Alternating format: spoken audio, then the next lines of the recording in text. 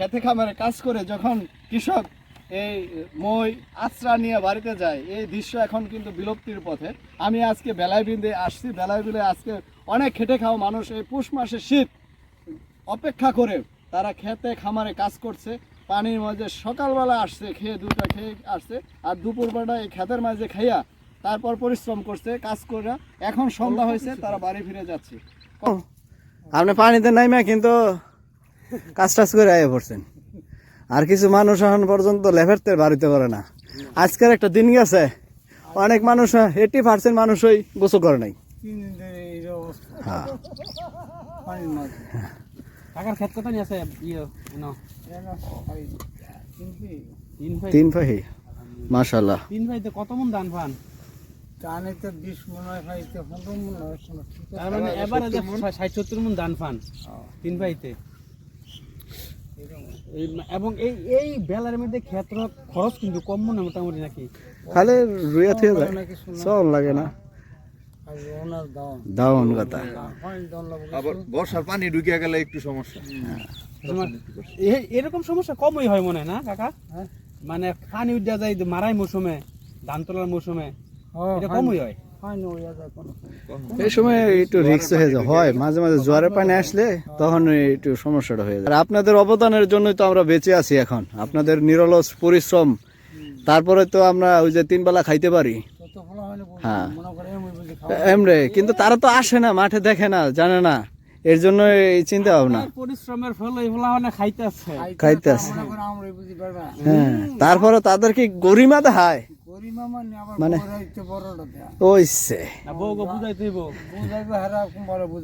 হ্যাঁ তো বোঝে না, বুঝাইব কোন সময় কন চাচা? আপনার শ্বশুর বাড়ি কোথায়? বামনগাঁও। ও তা কাছে ওই। ছেলে মেয়ে কয়জন আপনার চাচা? ও, ছেলেরা কি করে এমনি? সবাই সবাই ভিন্ন, যার যার মতন না? আপনি একা? সহজ সরল আর কি। যাক, সমস্যা নেই, আল্লাহ ভরসা, আল্লাহ ব্যবস্থা করে দেয় সব।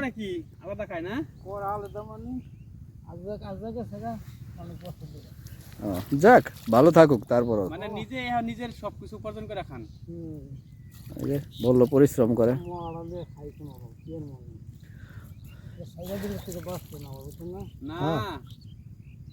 না চালাকগুলা বুঝি বিপদ পড়ে না? আবার সবাই পরে, চালাক খারাপ পরে, কিছু করার নাই।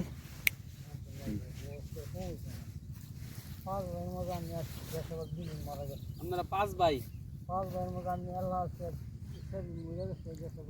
ও, আল্লাহ পাক তাদেরকে ব্যস্ত নসিব করুক।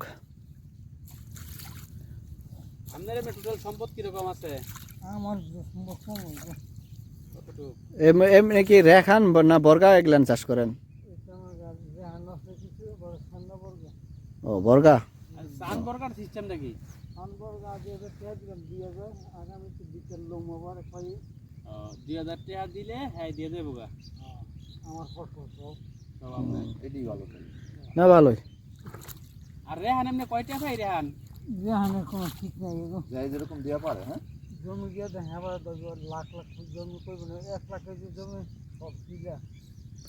এখন তো মানুষ চাষাবাদের দিকে মনোযোগী খুব কম। কম ওই রকম। আগে তো মানুষ হ্যাঁ খিলে পড়ে রয়েছে, এখন করার লোক কম। 20-50 এখন কৃষকের তো কৃষক হইতেছে না। ঠিক আছে, যে কৃষক সে চিন্তা করে না তোর কৃষি কাজ করানো লাগতো না, তুই বিদেশ জায়গা নাইলে অন্য কাজ কর, কারণ কৃষকের ন্যায্য মূল্যটা তো দিতেছে না। আজকে দেখেন কবি চাষ করছে, কত পরিশ্রম, কত শ্রম দিয়া কবি 2টা 3টা 5টা পেঁয়াজ। কেন এরকম হয়? কেন এই ভর্তুকিটা কার দোষ? ঠিক আছে, কুষ্টিয়াতে এই বছর যেই পরিমাণ পেঁয়াজ হয়েছে, পেঁয়াজের দাম যে সঙ্গে হারা পেঁয়াজ উঠাইবো ওই সময় পেঁয়াজের দাম 80 টাকা কেজি, এখন পেঁয়াজ 30 টাকা কেজি। কেন এটা কি আমরা পারি না বহির দেশে রপ্তানির করার ব্যবস্থা?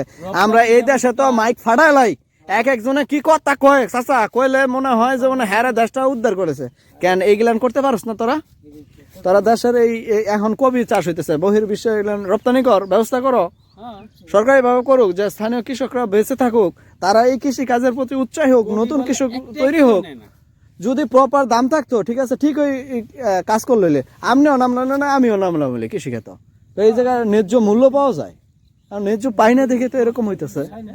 হ্যাঁ, খালি কিভাবে ওই যে ভিক্ষাবৃত্তি দিব, হ্যাঁ গো, এই চিন্তা, হ্যাঁ গো দিয়া এখন। হ্যাঁ, কি কইতাম চাচা,